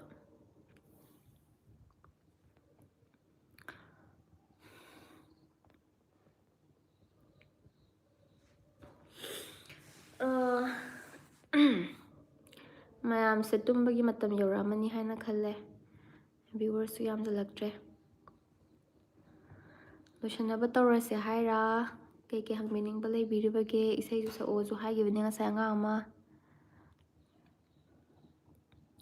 ꯁꯝꯗꯣ ꯇꯦꯟꯕꯁꯨ ꯐꯖꯩ ꯁꯥꯡꯕꯁꯨ ꯐꯖꯩ ꯑꯗꯣ ꯆꯦ ꯂꯣꯡ ꯍꯦꯌꯔꯗꯣ ꯃꯤꯁ ꯇꯧꯋꯦ ꯑꯩꯁꯨ ꯁꯝꯇꯥꯏꯝꯁ ꯃꯤꯁꯄꯨꯗꯤ ꯇꯧꯋꯤ ꯑꯩꯗꯤ ꯁꯥꯡꯕꯅ ꯍꯦꯟꯅ ꯐꯖꯩ ꯆꯦꯗ ꯄꯛꯆꯕ ꯍꯦꯜꯂꯦ ꯑꯣꯀꯦ ꯁꯥꯡꯉꯒꯅ ꯈꯤꯇꯪ ꯏꯁꯥꯁꯦ ꯁꯛꯁꯦ ꯑꯍꯟ ꯃꯥꯟꯊꯣꯛꯄꯩ ꯇꯥꯏꯞ ꯇꯧꯕ ꯁꯝ ꯇꯦꯟꯕꯁꯤꯅ ꯈꯤꯇꯪ ꯑꯉꯥꯡ ꯃꯥꯟꯕꯩ ꯇꯥꯏꯞ ꯇꯧꯕ ꯆꯍꯤꯁꯦ ꯌꯥꯝꯁꯤꯜꯂꯕꯅꯤꯅꯀꯣ ꯈꯤꯇꯪ ꯑꯉꯥꯡ ꯃꯥꯟꯕ ꯑꯃ ꯗꯔꯀꯥꯔ ꯂꯩꯌꯦꯕ ꯑꯗꯨꯒꯤꯅꯦ ꯍꯥꯏꯕ ꯅꯪꯒꯤ ꯋꯥꯉꯥꯡ ꯅꯪꯒꯤ ꯅꯇꯧꯗꯨꯅ ꯂꯤꯡꯖꯦꯜ ꯅꯪꯒꯤ ꯋꯥꯉꯥꯡ ꯅꯪꯒꯤ ꯅꯇꯧꯗꯨꯅ ꯈꯪꯗꯤꯌꯦ ꯑꯅꯧꯕ ꯏꯁꯩꯗꯤ ꯍꯥꯏꯔꯛꯀꯅꯨꯀꯣ ꯑꯩꯕꯨ ꯍꯥꯏꯕꯤꯔꯛꯀꯅꯨꯀꯣ ꯑꯅꯧꯕ ꯏꯁꯩꯗꯤ ꯊꯥꯏꯅꯒꯤ ꯑꯣꯏꯅ ꯍꯥꯏꯕꯤꯔꯛꯑꯣ ꯁꯟꯖꯤꯞ ꯍꯥꯏ ꯑꯒꯦꯟ ꯑꯦꯁꯤꯁꯇꯦꯟ ꯄ꯭ꯔꯣꯐꯦꯁꯔ ꯑꯣꯏꯕꯁꯦ ꯀꯌꯥꯝ ꯀꯨꯏꯔꯒꯦ ꯑꯩ चही 3 ꯁꯨꯔꯦ ꯍꯥꯏꯕ ꯏꯁꯩꯁꯦ ꯑꯃꯨꯛꯇ ꯍꯥꯏꯕꯤꯔꯛꯑꯣ ꯀꯔꯝꯕ ꯏꯁꯩꯅꯣ ꯍꯥꯏꯕꯗꯣ खितंग अरीबदा हाइबिरो अई अनोब इसे अमता खंगथे ताजमीरा बेगम हेलो इसे हाइरो से सकेसे आई कलीग अनी नोकलक पर खंगद्री ngasi hayeng khuthekna phongdoke khalinge as ꯑꯗꯨꯒꯨꯝꯕ ꯏꯁꯩꯗꯤ ꯍꯩꯅꯗꯦꯕ ꯑꯩ ꯏꯁꯩ ꯑꯃ ꯂꯩꯔꯦ ꯑꯩꯅ ꯄꯥꯝꯖꯕ ꯁꯥꯒꯦꯀꯣ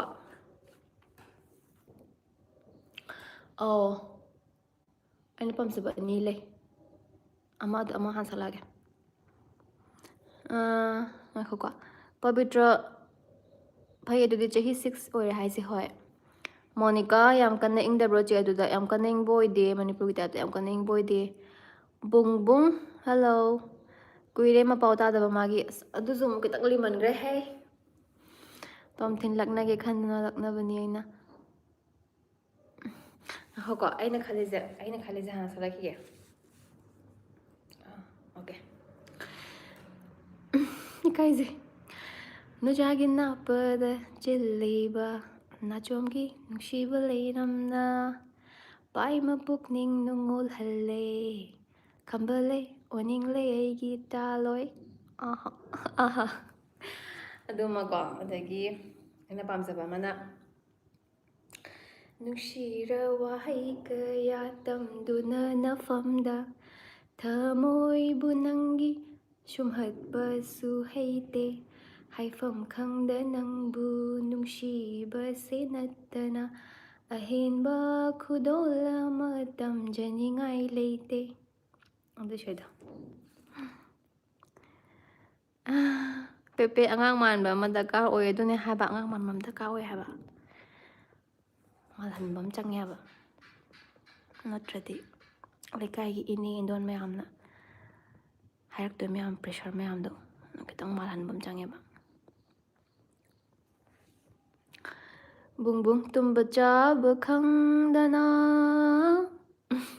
uduna talaire nungshiba nangi saktamdo Taj Mira Begum chare nungshi wahai pandaba isai salo oh adumakne aina pamise nungshi wahai pandabse nungshi nungol je kya haina deba kai saksike tu nungshi wahai pandabada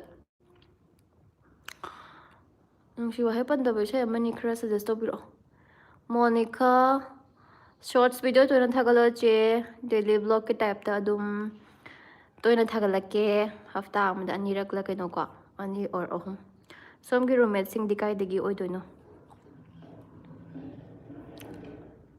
moise kai doino moise karuna nang lam do kai habano nambol haba nambol haba natro oh amana sangai thel amana nambol sangai thel gi u hobo lebudo du manakta gi amana nambol sana lebak manipur ai sana lebak manipur ko loi nangi manini habra ching ya gi lei ko gi leira ai gumna na khoisu lei sa tam lo na ning tam na yam tal Miss Oza oibase lairi khak taakpa yadabani isai su jagoi su drama su mathau taabani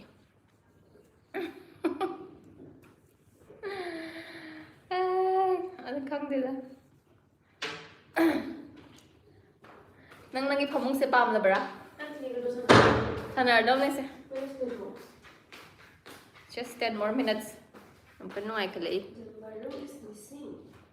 roommate ke lei pham se kaw nu koy khanguni kha as khange ba ido kitang kawan kauzal thiba oirubana matang sida kaw khibani egudi changile ehem to ko ngak kaniko roommate nate moise aigi roommate nati colleague ne ba ko thabak tomina ba colleague haise colleague haiwan dum imanabi type ta aigi junior gi type ta dum phasana tinai ba moida lei ba lak pa aise ngasi Chandrazinia nahe Chandrazini ahong sangbam how asama se ai makhon jam haina ti sima live tha bai tai je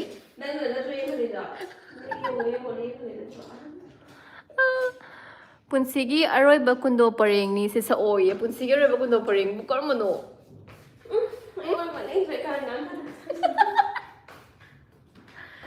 kaino Kaziranga University is Central University or not private.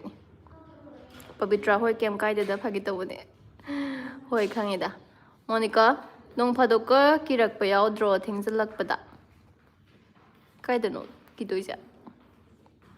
Tomthin ꯑꯩꯁꯨ ꯃꯇꯝ ꯈꯔ ꯑꯣꯖꯥ ꯃꯆꯥ ꯑꯣꯏꯔꯝꯃꯤ ꯐꯪꯁꯟꯗ ꯑꯗꯨꯝ activity performance ꯎꯠꯍꯜꯂꯤ ꯃꯥꯏ ꯁꯣꯟꯕꯒ ꯌꯥꯗꯦ ꯑꯣ ꯑꯗꯨ ꯈꯔꯗꯤ ꯇꯧꯕꯅꯦ ꯑꯉꯥꯡꯈꯩꯗ ꯆꯤꯡꯊꯣꯛꯑꯒ ꯗꯥꯟꯁ ꯇꯧꯍꯟꯕ ꯈꯣꯠꯄ ꯌꯥꯝ ꯇꯧꯕꯅꯦ ꯍꯥꯏꯗꯤ ꯍꯦ ꯌꯥꯔꯣꯏꯗꯤ ꯌꯥꯔꯣꯏ ꯍꯥꯏꯒꯗꯤ ꯑꯗꯨꯝ ꯌꯥꯗ꯭ꯔꯦ ꯈꯤꯇꯪ ꯁꯥꯊꯤꯁꯟꯕ ꯑꯃ ꯗꯔꯀꯥꯔ ꯂꯩ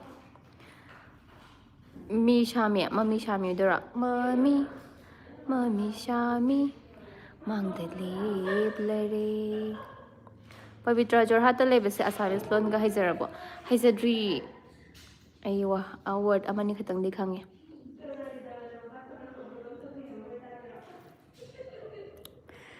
ꯃꯥꯟꯅꯩ ꯌꯥꯝ ꯍꯩꯒꯜꯂꯦ ꯑꯁꯥꯃꯤꯁ ꯃꯆꯥꯈꯩꯁꯦꯀꯣ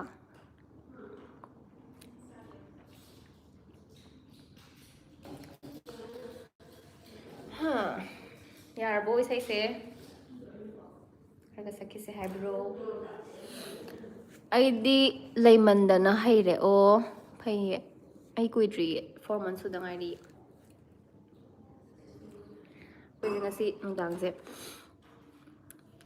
ꯂꯨꯗꯣ ꯁꯥꯟꯅꯁꯦꯅ ꯍꯥꯏꯅꯕꯅꯦ ꯃꯕꯥꯅꯤ ꯁꯥꯟꯅꯕ ꯍꯧꯈ꯭ꯔꯦ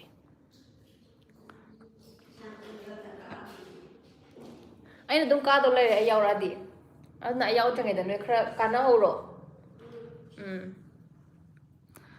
ꯁꯟꯖꯤꯞ ꯆꯦꯆꯦ ꯅꯪꯁꯦ ꯁꯛ ꯌꯥꯝ ꯐꯖꯩ ꯑꯁ ꯈꯪꯗꯦꯗ ꯐꯖꯗꯕꯅꯤꯗ ꯊꯦꯡꯛ ꯌꯨ ꯑꯗꯨꯕꯨ ꯑꯩꯒꯤ ꯑꯃ ꯈꯟꯈꯤꯕꯅꯤ ꯏꯁꯩ ꯇꯣꯝꯊꯤꯟꯒꯤ ꯑꯃ ꯈꯟꯈꯤꯕꯅꯤ ꯏꯁꯩꯁꯦ ꯀꯔꯝꯕꯅꯣ ꯑꯝꯇꯪ ꯍꯥꯏꯕꯤꯔꯛꯑꯣ ꯑꯁ ꯋꯥꯔꯦꯗ ꯆꯥꯃꯟꯕꯒꯤ ꯃꯤꯁꯦ ꯌꯥꯝ ꯌꯥꯝꯗ꯭ꯔꯦ ꯑꯩꯈꯣꯏ ꯀꯩ ꯍꯥꯏꯅꯤ ꯑꯄꯤꯛꯄ ꯐꯦꯃꯤꯂꯤ ꯑꯃꯒꯨꯝ ꯁꯤ ꯑꯗꯨꯝ ꯅꯨꯡꯉꯥꯏꯗꯀꯣ ꯁꯤꯁꯦ ꯀꯣꯔꯣꯅꯥ ꯃꯇꯝꯒꯤ ꯀ꯭ꯋꯥꯔꯦꯟꯇꯤꯟꯒꯤ ꯚꯤꯗꯤꯑꯣꯗ ꯌꯦꯡꯂꯛꯄꯅꯤ ꯑꯣ ꯑꯗꯨꯗꯤ ꯀꯨꯏꯔꯦꯅꯦꯀꯣ ꯕꯨꯡ ꯄꯕꯤꯇ꯭ꯔ ꯌꯨꯝꯗꯗꯤ ꯊꯣꯛꯅꯔꯗ꯭ꯔꯣ ꯚꯦꯀꯦꯁꯟꯗ ꯃꯣꯏꯗꯤ ꯊꯣꯛꯀꯅꯤ ꯍꯥꯏꯕꯅꯤ ꯇꯣꯝꯊꯤꯟ ꯂꯛꯅꯒꯦ ꯈꯟꯗꯨꯅ ꯑꯣ ꯂꯛꯅꯒꯦ ꯈꯟꯗꯨꯅ ꯁꯨꯔꯒ ꯑꯝꯇ ꯇꯥ ꯂꯤꯖꯥ ꯑꯩ ꯏꯁꯩ ꯁꯛꯏꯅꯦ ꯁꯨꯔꯒ ꯑꯝꯇ ꯇꯥꯗꯕꯤꯗ ꯂꯛꯅꯒꯦ ꯈꯟꯗꯨꯅ ꯂꯛꯅꯕꯅꯤ ꯑꯩꯅ ꯅꯪꯒꯤ ꯅꯨꯡꯁꯤꯅ ꯇꯧꯗ ꯉꯝꯃꯔꯣꯏꯗ ꯉꯥꯎꯖꯔꯤꯕꯤ ꯑꯩꯅꯤ ꯅꯪꯕꯨ ꯑꯩꯅ ꯅꯥꯊꯩꯔꯝꯂꯒ ꯌꯥꯔꯦ Pavitra small family sweet family ꯑꯗꯨꯅꯦ ꯁ꯭ꯃꯣꯜ ꯐꯦꯃꯤꯂꯤ ꯍꯦꯄꯤ ꯐꯦꯃꯤꯂꯤ ꯄꯨꯟꯁꯤꯁꯦ ꯅꯣꯡꯊꯥꯡꯅꯤ ꯅꯣꯡꯊꯥꯡ ꯁꯤꯔꯒ ꯂꯣꯏꯔꯕ ꯃꯄꯣꯛꯅꯤ ꯑꯗꯨꯃꯛ ꯑꯆꯨꯝꯕꯅꯤ ꯍꯤꯡꯂꯤꯉꯩꯗ ꯄꯨꯟꯁꯤꯒꯤ ꯑꯥꯔꯊꯕꯨ ꯈꯪꯍꯜꯂꯝꯃꯨ ꯑꯩꯁꯦ ꯀरुणꯥ ꯃꯤ 11ꯗꯪꯅ ꯌꯦꯡꯉꯤꯁꯦ 8ꯗ ꯉꯥꯏꯔꯦ 9ꯗ ꯉꯥꯏꯔꯦ ꯕꯥꯏ ꯕꯥꯏꯗꯁꯨ ꯍꯥꯏꯕꯤꯔꯝꯃꯨ ꯒꯨꯗ ꯅꯥꯏꯠꯗꯁꯨ ꯍꯥꯏꯕꯤꯔꯝꯃꯨꯕ ꯅꯣꯏꯕꯣ ꯃꯤꯅꯤꯠ 9 ꯈꯛꯇꯪꯒꯤꯅꯦ ꯑꯩꯅ ꯂꯥꯏꯚ ꯊꯥꯔꯤꯁꯦ 23 ꯁꯨꯔꯦ ꯅꯣꯏ 23 18ꯕꯨ ꯊꯥꯒꯠꯆꯔꯤ ꯂꯣꯏꯁꯤꯜꯂꯁꯦ ꯉꯥꯛꯇꯪ ꯂꯩꯔꯒ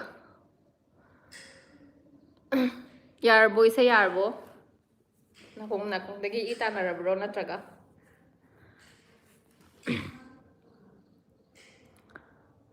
ꯑꯁꯤꯅ ꯐꯩꯗ ꯁ꯭ꯃꯣꯜ ꯐꯦꯃꯤꯂꯤ ꯑꯗꯨꯅꯦ ꯏꯁꯩꯁꯤ ꯌꯥꯔꯕ꯭ꯔꯣ ꯂꯣꯏꯁꯤꯜꯂꯁꯦ ꯍꯥꯏꯕ꯭ꯔꯣ ꯂꯥꯏꯐꯁꯤꯕꯨ ꯃꯤꯁꯨ 10 ꯈꯛꯇ ꯉꯥꯏꯔꯦ ꯑꯩꯒꯤꯗꯃꯛꯇ ꯈꯟꯕꯤꯔꯒ ꯅꯨꯡꯉꯥꯏꯇꯗꯅ ꯊꯣꯛꯇꯕꯒꯨꯝ ꯃꯥꯟꯖꯜꯂꯛꯑꯦ 10ꯁꯦ ꯃꯔꯨ ꯑꯣꯏꯕ ꯑꯩꯈꯣꯏ ꯈꯔ ꯈꯛꯅꯦ ꯑꯁꯦꯡꯕ ꯐꯦꯟ ꯕꯨꯡ ꯑꯣꯏꯗꯣꯏꯅꯦ ꯑꯩ ꯀꯥꯎꯖꯔꯣꯏ ꯍꯧꯖꯤꯛ ꯍꯧꯖꯤꯛ ꯂꯩꯔꯤꯕ ꯃꯤꯈꯩꯁꯦ ꯑꯩ ꯁꯨꯛꯀꯥꯎ ꯀꯥꯎꯖꯔꯔꯣꯏ ꯕꯨꯡ ꯁꯟꯖꯤ ꯄꯕꯤꯇ꯭ꯔ ꯇꯣꯝꯊꯤꯟ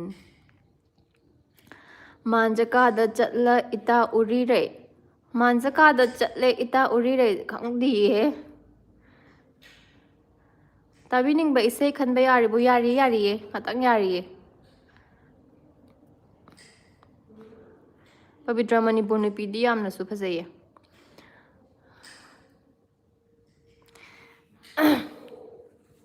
ꯅꯪꯁꯨ ꯐꯖꯩ ꯊꯦꯡꯛ ꯌꯨ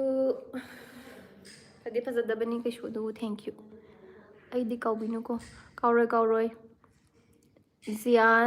ꯖꯤꯌꯥꯟ ꯔꯩꯃꯩ ꯀꯣꯟꯃꯩ ꯏꯁꯩ ꯁꯛꯄꯤꯌꯣ ꯀꯔꯝꯕ ꯏꯁꯩ ꯁꯛꯁꯤꯒꯦ ꯏꯁꯩ ꯈꯟꯕꯤꯔꯛꯑꯣ ꯃꯤ 13ꯗꯤ ꯁꯨꯖꯔꯦ 53,000 subscribers ꯂꯩꯕꯗ ꯃꯤ 12 ꯈꯛꯅ ꯑꯩꯒꯤ ꯚꯤꯗꯤꯑꯣ ꯌꯦꯡꯕꯤꯕ ꯃꯤ 13 नखोई 13 बोयना हानिंगाई लेतना थागतसरी 13 रविनास दुनिया हाइसे नोई 13 बोयना थागतसरी 53 अमुक सुरा माले हे ngasiगी live yengbiriba tarak laba नखोई बोयना हानिंगाई लेतना थागतसरी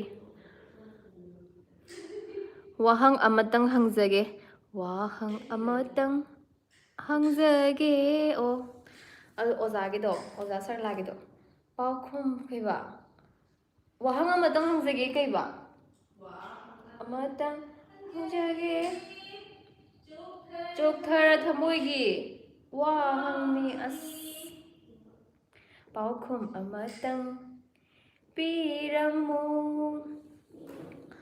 अस फाजेदा नंगना खंगबा इसै अदुम सकपियो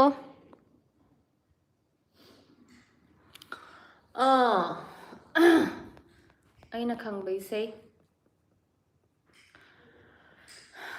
ꯀꯩꯕ ꯁꯨꯃꯥꯏꯅ ꯈꯨꯗꯛꯇ ꯍꯪꯖꯜꯂꯛꯑꯒꯦ ꯏꯁꯩꯒꯁꯦ ꯑꯝꯇ ꯅꯤꯡꯁꯤꯡꯗꯕꯤꯅꯦ ꯅꯣꯏꯅ ꯍꯥꯏꯔꯒ ꯁꯛꯄꯅ ꯐꯩ ꯑꯩꯅ 15 ꯁꯨꯕ ꯑꯣꯏꯔ ꯃꯥꯜꯂꯦ ꯄꯕꯤꯇ꯭ꯔꯥ ꯑꯣꯀꯦ ꯑꯣꯏꯔꯝꯃꯅꯤ ꯑꯩꯈꯣꯏꯗꯤ ꯁꯣꯔꯠ ꯑꯗꯨꯝ ꯑꯩꯈꯣꯏꯗꯤ ꯁꯣꯔꯠ ꯚꯤꯗꯤꯑꯣ ꯑꯗꯨꯝ ꯌꯦꯡꯖꯩ ꯕꯨꯡ ꯊꯦꯡꯛ ꯌꯨ ꯌꯦꯡꯕꯤꯌꯨ ꯑꯗꯨꯝ ꯄꯨꯡꯁꯦ 10 ꯐꯥꯎꯗꯤ ꯊꯥꯔꯒꯦ ꯃꯤ ꯂꯩꯕ꯭ꯔꯥ ꯂꯩꯇꯕ꯭ꯔꯥ ꯑꯩꯒꯤꯗꯃꯛꯇ ꯈꯜꯂꯒ ꯍꯧꯖꯤꯛ ꯐꯥꯎꯕ ꯚꯤꯗꯤꯑꯣ ꯌꯦꯡꯕꯤꯔꯤꯕꯁꯤꯡ ꯑꯁꯦꯡꯕꯒꯤ ꯊꯦꯡꯛ ꯌꯨ ꯀꯩ ꯏꯟꯖꯥꯡ ꯆꯥꯒꯦ ꯑꯩ ꯉꯁꯤ ꯆꯤꯀꯟ ꯆꯥꯏꯌꯦ ꯐꯥꯎꯔꯛꯂ ꯃꯥꯂꯦ ꯃꯥꯒꯤ ꯊꯃꯣꯏꯗꯁꯨ नसक्सु खंगले telephone नसक्सु खंगले नमिंगसु खंगले telephone दसानदुना खंगलरोय मतागुम तोमथिन येंबियो Pung 10 फाउदी थारसी Pung 10 फाउ लेरो ngahak wari sanabase nungai nanga wari sanabase nungai do male नंगी मिर्ची खतलकनु वाखल इरांग लांगीने लोना लोना येंगलकनु सोरगजलो इकाइबिनी तौरिसे कितंग सकपदा कितंग लाइगदबा अमनिदसु हाइबिरो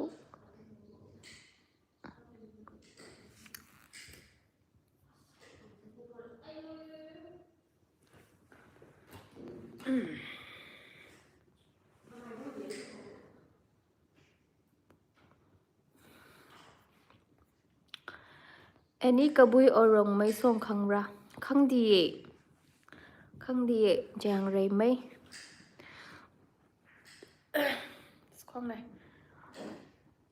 इसई सु ताबे याय जगोई सु यामना हैरमदो माले जगोई दि हैते को जगोई दि सोंग हैते सिसे इनाउ पिदो याम मालमे मानबने समगतेन मजमोय मालमनी रविना क्वार्टर मोइना फ्री द पीब्रो होय असिस्टेंट प्रोफेसर एंड अबव की दी क्वार्टर फ्री द फ्री मक्ति नते सैलरी देगी पैसा खर कए यामना दिक्कते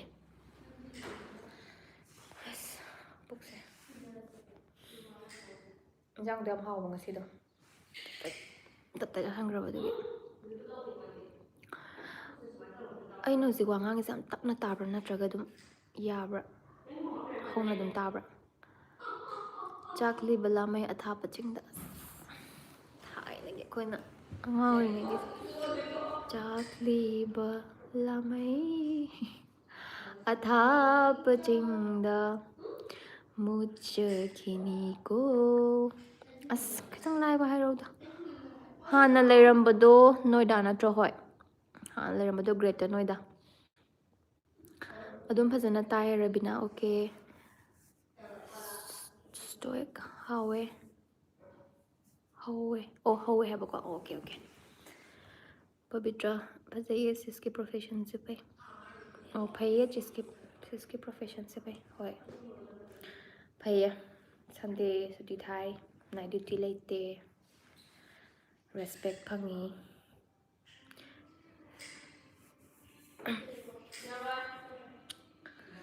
5 minutes katang ngaire. Kay wari sakisige, isa sakisira. Natraga kay tawsige. Dance matin tang toro haibra. Kagi taw ne tawro. Pavitra pame aidi yamna. Oh. Oza oiningbra Pavitra su. Sana musang sa laise. Ay din mit so ko na udeba labna. May tegal lemin na bro. Aigi roommate budi Assamese ne aduga aigi Maitai colleague kida leiba lakpa Saturday Sunday ki. Chingda sapi inge lei na dana ken kiba. Asa adu yam liman lazung khang deba. Yam liman lazung pha deba. Sai masak pudi khang asu pha deba. Kitang kay haini 2000s ki. Kamala hoy sadan do matamgi. Haibiro. Tongthin hayeng off layer di khara thengna thar su live se. Yadi ay do viewers yam drabani na. So dagi mo ani su ludo sana bagi sana jen haibale ngasai dagi. Pavitra job tawri okay.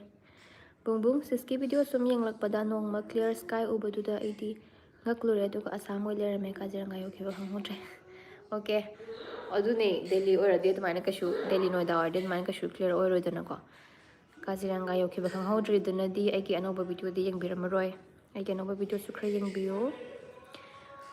And life Rusham Chena thabak tawrise kai lamdano Jorhat ne Jorhat Assam Rabina Assamese roommate oibase yam tan mane moise haide do kono haido oy kai di tawge moise aidi kuidri lemina ba tha ahom mari yam kana wari pudi sanate ha engon do wari kya sabite ai zo masagi wa budi yam kana ngang gandre dana ko ai ju tumin lei ma ma de mai ka de so tholokte ai budi dum hall da gum khra thoe Sanjeev oi da jilliba na chon as thaina gi ngata haire dai khangde da thaina oi mal ju khangde no mal ju khangde kitang marak ya ge biru bathroom sengani khangda bani rooms o adum o do chumba male ma ju room sengba se kya haite masana haijai ba ko ai room sengba kitchen sengba se haite do na ma di nupi manek thoga sengalle pesa piraga hapta amada amura komba ama engonda ju horambane nangju pesa kha kanaraga sengmina jirana ai isa dum sengjage hai malem ngan batongbram yamna phajai kai lamdagi no nangbu ai khurai dagi ne thank you wangang batasen badi yam haiba ni mo tawsinaba o khangde pak na khangre have di kuidri bane loina bado Pavitra aina piklak padagi 8 years ni hostel da lai reise Assamese me anga okay pung tara tare me mi to ji tu sule me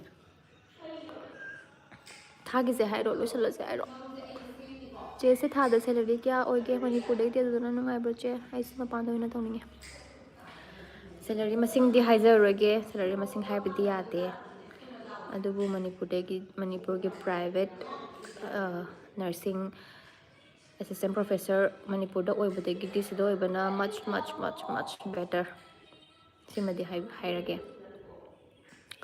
Manipur ni na isi ma lebak ni na lening ni ne kato lening oi toina dubu wage lak tamaga pesa change lak tamaga Manipur da di 5,000 te hena pite adudi ke kanari asam lak tamaga ya aduna lening na su lening na dum mapanda leibata dum tare pesa di tanda ba da bnina bung thagi se hoi nga thagi se 1 hour di pha tor mal 1 hour pharaga di se tat khidora khangdi Sanjeev oi kina chom ye ta chingbiro ek phadi mi tomthin surrender do o miyam gi ekna bani nangdi aigi shu ekna bani nangse wahang kharagi da magda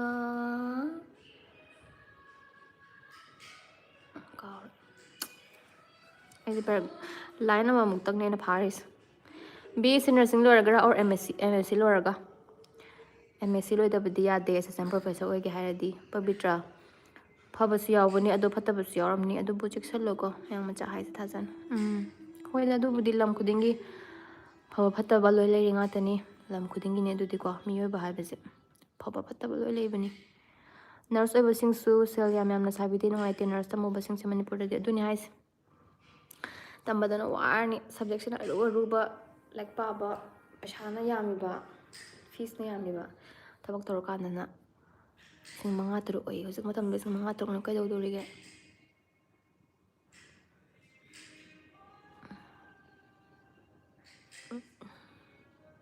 ꯌꯥꯝꯗꯦꯅ ꯈꯤꯇꯪ ꯍꯥꯏꯔꯨꯔꯒꯅ ꯇꯧꯕꯤꯅꯕ ꯃꯤ ꯃꯌꯥꯝ ꯂꯩ ꯂꯥꯏꯟꯗ ꯀ꯭ꯌꯨꯗ ꯂꯦꯞꯄꯤ ꯇꯧꯕꯤꯗ꯭ꯔꯁꯨ ꯌꯥꯏ ꯍꯥꯏꯔꯛꯀꯅꯤ Be safe and don't trust easily. Okay, thank you for the advice.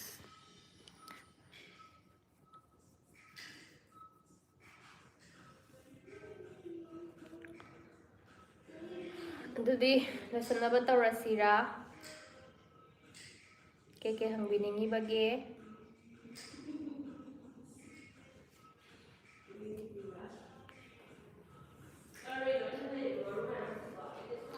Ravina, okay, good night. Bung good night. Okay, good night 하늘에서 이두디고. mayam fazana tumnaro. 인탐타수 오이라버니나. We want life to continue. Mi 16 ꯈꯛꯇꯪ ꯉꯥꯏꯔꯦ ꯄꯨꯡ 10 ꯍꯦꯜꯂꯦ ludo ꯁꯥꯟꯅꯒꯗꯕꯅꯤ ꯑꯩꯁꯦ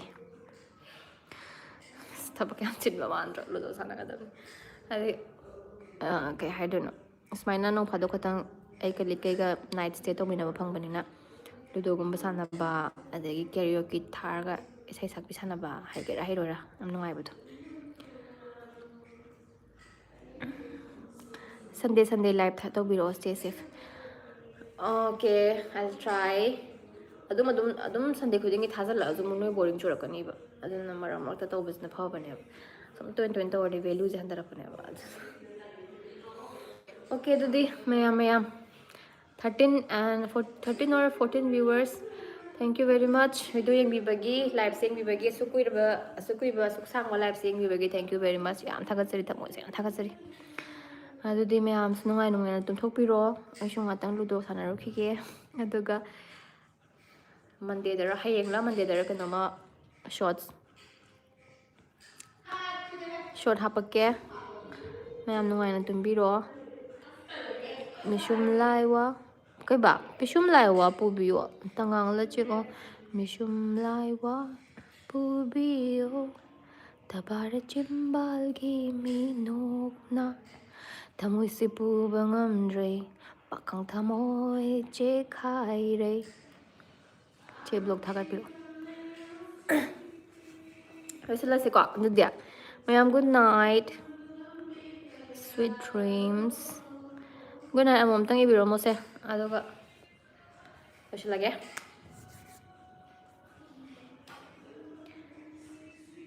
Okay, good night Pavitra.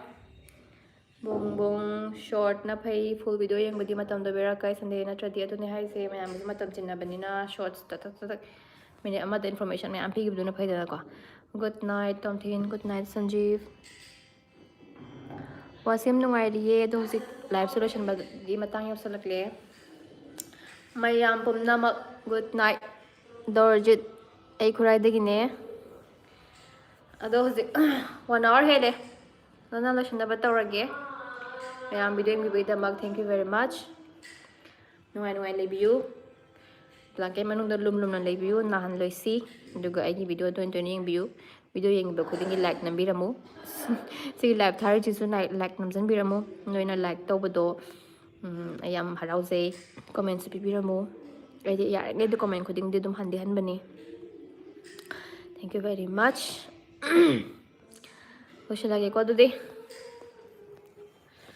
Mayam good night sweet dreams.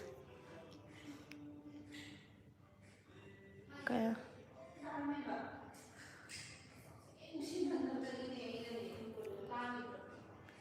loisilage ko bye bye good night.